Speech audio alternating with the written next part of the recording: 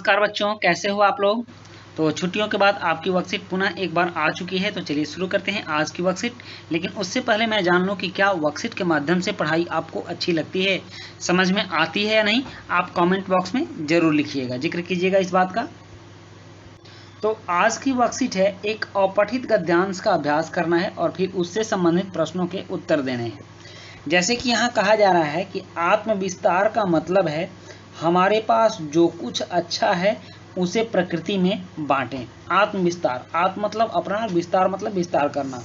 एक संस्कृत में मंत्र कहा जाता है, एको अहम बहुश्याम, मतलब एक से अनेक हो जाना, अपने आप को बांटना। तो इसको आत्मविस्तार कहा जाता है। तो जिस तरह प्रकृति हमें सब कुछ देती है, सब कुछ फ्री में उपलब्ध करवाती है, उसी तरह हमको भी चाहिए कि हमारे पास जो कुछ भी है हम उसको प्रकृति में दें, प्रकृति में बांटें। प्रकृति विराट है, बहुत बड़ी है, बहुत लंबी है, हम इसका थाह नहीं लगा सकते हैं। आप आसमान का थाह नहीं लगा सकते हैं। आसमान तो छोड़ दीजिए, आज तक हमने सौर परिवार के बारे में भी पूरी बातें नहीं जानी। और उसमें जड़ चेतन प्रकृति, मतलब कि अगर आप पृथ्वी पर की ही बात कीजिए तो उसमें जड़ चेतन प्राणी समाविष्ट हैं। जड़ चेतन का मतलब होता है, जड़ प्राणी वो हो गए जैसे जितने भी पेड़ पौधे होते हैं ये जड़ हो गए, और चेतन घूमने वाले जो प्राणी हो गए हैं, कुत्ता बिल्ली जानवर मनुष्य आदमी जो कुछ, यह चेतन हो गए। तो जड़ चेतन प्राणी समाविष्ट है, घूमने वाले और नहीं घूमने वाले दोनों प्राणी हैं। मैं कुछ नहीं हूँ, ऐसा होना चाहिए हमारे पास कि मैं कुछ नहीं हूँ, किसी अदृश्य शक्ति का दिया हुआ उपहार हूँ। हम भगवान के दिए हुए उपहार हैं। वैसी शक्ति जो प्रकृति को चलाती है, हमको चलाती है। इस दुनिया में सब कुछ एक नियत समय पर, निश्चित टाइम पर पूरा करवाती है, वह कोई अदृश्य शक्ति है। तो हम उसी का दिया हुआ उपहार हैं। प्रकृति ने हमारे लिए संसाधन जुटाए हैं। प्रकृति हमें हवा देती है, प्रकृति हमें पानी देती है, प्रकृति हमें सूर्य का प्रकाश देती है, प्रकृति हमें अनाज देती है, प्रकृति फल फूल और न जाने कितनी वस्तुएं हमें देती है। प्रकृति स्वयं हमें उपहार के रूप में ग्रहण एवं स्वीकार करती है। प्रकृति भी हमें उसका उपहार मानती है। जिस परमात्मा ने, जिस उस सूक्ष्म ऊर्जा ने प्रकृति को बनाया है, उसी सूक्ष्म ऊर्जा ने हमें भी बनाया है। तो प्रकृति को ऐसा लगता है कि हम उसके लिए उपहार हैं, तब फिर वो हमारे सेवा में वायु, जल, मिट्टी, जो भी उसके पास है, खाने के अनाज, फल फूल सब कुछ देती है। हमें यह भली भांति समझना चाहिए कि अगर हम उसके लिए उपहार नहीं होते तो प्रकृति हमारे पालन पोषण, सुरक्षा, संवर्धन के लिए इतने संसाधन नहीं जुटाती। मतलब कि वह हमें अपना गिफ्ट समझती है। कहाँ से? उस अदृश्य शक्ति से जिसने कि प्रकृति को भी बनाया है और हमें भी बनाया है। प्रकृति हमारी हर सुख सुविधा का ध्यान रखती है। प्रकृति के लिए हम में से कोई छोटा बड़ा नहीं है। वह सब पर समभाव से स्नेह वर्षा करती है। यह सब कुछ निःशुल्क है, सब कुछ फ्री में मिलता है। हवा प्रकृति से फ्री में मिलती है, सूर्य का प्रकाश फ्री में मिलता है, जल फ्री में मिलता है। तो ये सब कुछ फ्री में मिलता है। क्या कभी हम निस्वार्थ भाव से किसी की सेवा सहायता के लिए प्रस्तुत होते हैं? यहाँ तक तो अब इतना ज़माना खराब हो गया या सोच खराब हो गई है कि बच्चे अपने माँ बाप को करने के समय भी ये सोचते हैं कि उन्होंने मेरे लिए किया क्या। तो वो प्रकृति को क्या सोचेंगे कि प्रकृति, तब फिर प्रकृति को भी कहेंगे कि वो प्रकृति ने हमारे लिए क्या किया, जबकि प्रकृति ने उसे जल दिया। अगर जल नहीं रहे तो व्यक्ति एक दिन में मर जाएगा। प्रकृति ने वायु दिया, वायु नहीं रहे तो 1 सेकंड में, 1 से 1.5 मिनट में व्यक्ति मर जाएंगे। तो इतना सब कुछ प्रकृति देती है। तो क्या कभी हम निस्वार्थ भाव से किसी की सेवा के लिए प्रस्तुत होते हैं? हमारे मन में तो ये रहता है कि हम उसको, उसकी सेवा क्यों करें, उसके बदले में हमें क्या मिल रहा है, हमें क्या मतलब, उसको कुछ हो या ना हो। तो हमें इसकी सीख प्रकृति से लेनी चाहिए कि जब प्रकृति हमारा जीवन निस्वार्थ भाव से निःशुल्क देती है, प्राण वायु हमें निःशुल्क देती है, जल ही जीवन है ऐसा हम जल को मानते हैं, वह जल हमें प्रकृति से निःशुल्क मिलता है, तो फिर हम निस्वार्थ भाव से किसी की सेवा क्यों नहीं कर सकते हैं। और निस्वार्थ भाव से प्रस्तुत होने की बात तो दूर, इन चीज़ों पर हमारा कभी ध्यान नहीं रहता। हमारा सिर्फ ध्यान रहता है कि अपना कैरियर, अपनी बचत, अपनी लाइफ, अपना भविष्य, अपने बच्चों का भविष्य, इसी में हम सब बंधे रह जाते हैं।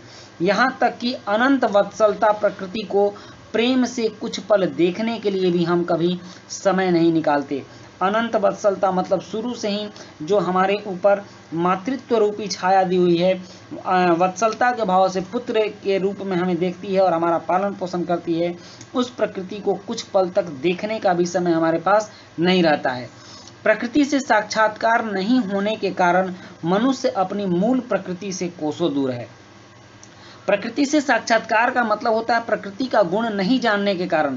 प्रकृति जो हमें सब कुछ निस्वार्थ भाव से अर्पित करती आ रही है, जल वायु हवा सब कुछ है, पेड़ पौधे खाने पीने की चीज़ें दे रही है, तो हम इस चीज़ को फील नहीं कर पा रहे हैं, हम इसका अनुभव नहीं कर पा रहे हैं कि प्रकृति हमें निस्वार्थ क्यों दे रही है। और जब हम इसको अनुभव नहीं कर रहे हैं तो अपने अंदर भी वह निस्वार्थ की प्रवृत्ति हमारे अंदर नहीं आ पा रही है, वह भी हमसे कोसों दूर है।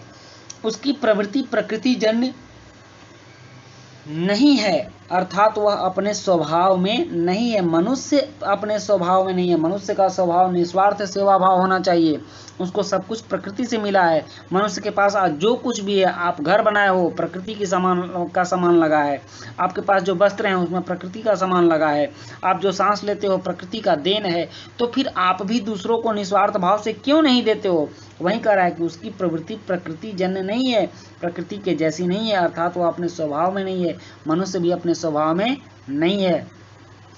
हमें भी प्रकृति को उपहार के रूप में ही स्वीकार करना चाहिए और तब हमें प्रकृति के अनुरूप कार्य करते रहना चाहिए। तो बच्चों, यह था आपका गद्यांश और अब है इससे संबंधित कुछ प्रश्नोत्तर। सबसे पहले वैकल्पिक प्रश्न है कि प्रकृति हमारे पालन पोषण सुरक्षा एवं संवर्धन के लिए साधन क्यों जुटाती है। तो इसका उत्तर होगा ख, क्योंकि प्रकृति स्वयं हमें उपहार के रूप में ग्रहण और स्वीकार करती है। उसके बाद है प्रश्न 2 कि प्रकृति में 2 प्रकार के प्राणी कौन होते हैं। तो इसका उत्तर घ होगा, प्रकृति में 2 प्रकार के प्राणी होते हैं, जड़ और चेतन। उसके बाद नेक्स्ट है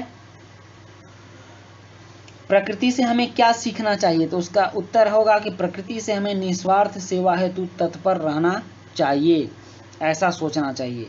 और चौथा है कि उपहार शब्द में कौन सा उपसर्ग है। तो ग है, उपसर्ग है। और 5वां है गद्यांश का प्रस्तुत शीर्षक क्या होना चाहिए। तो गद्यांश का प्रस्तुत शीर्षक होना चाहिए निस्वार्थ सेवा। तो इस तरह से हम लोगों ने इसके ऑब्जेक्टिव प्रश्न को कर लिया। अब यहाँ 3 सब्जेक्टिव प्रश्न हैं, इसके उत्तर भी चलिए लिखते हैं। प्रश्न 6 है कि प्रकृति हमें उपहार के रूप में ग्रहण एवं स्वीकार करती है, ऐसा हम कैसे कह सकते हैं। तो इसका उत्तर है कि प्रकृति ने हमारे लिए सारे संसाधन जुटाए हैं, प्रकृति स्वयं हमें उपहार के रूप में ग्रहण एवं स्वीकार करती है। हमें यह भली भांति समझना चाहिए कि अगर हम उसके लिए उपहार नहीं होते तो प्रकृति हमारे पालन पोषण सुरक्षा संवर्धन के लिए इतने संसाधन नहीं जुटाती। प्रकृति हमारी हर सुख सुविधा का ध्यान रखती है। अब है नेक्स्ट प्रश्न 7। प्रश्न 7 है कि प्रकृति के प्रति हमारा भाव कैसा होना चाहिए और यह भाव हम कैसे प्रदर्शित कर सकते हैं। अपने मित्रों से चर्चा कर लिखिए।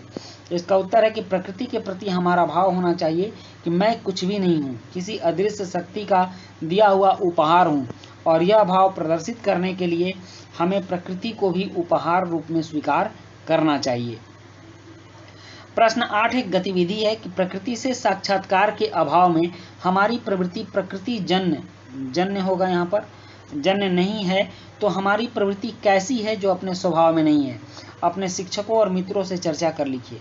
इसका उत्तर है कि प्रकृति से साक्षात्कार के अभाव में हमारी प्रवृत्ति प्रकृति जन्य नहीं है। हमारी प्रवृत्ति मनुष्य की अपनी मूल प्रकृति से या प्रवृत्ति से कोसों दूर है, क्योंकि प्रकृति निस्वार्थ भाव से सबकी सेवा करती आ रही है। हमारा भी धर्म बनता है कि हम निस्वार्थ भाव से किसी की सेवा और सहायता के लिए प्रस्तुत होते। हमें भी प्रकृति के रूप में अपने आप को आत्म विस्तार करना चाहिए, अपने आप को प्रकृति में बांटना चाहिए। तो बच्चों, ये थी आपकी काफ़ी प्रेरणाप्रद वर्कशीट और ये वर्कशीट समाप्त होती है। वीडियो अच्छी लगी हो तो लाइक सब्सक्राइब कमेंट जरूर कीजिएगा। मिलते हैं नेक्स्ट वीडियो में। Thank you.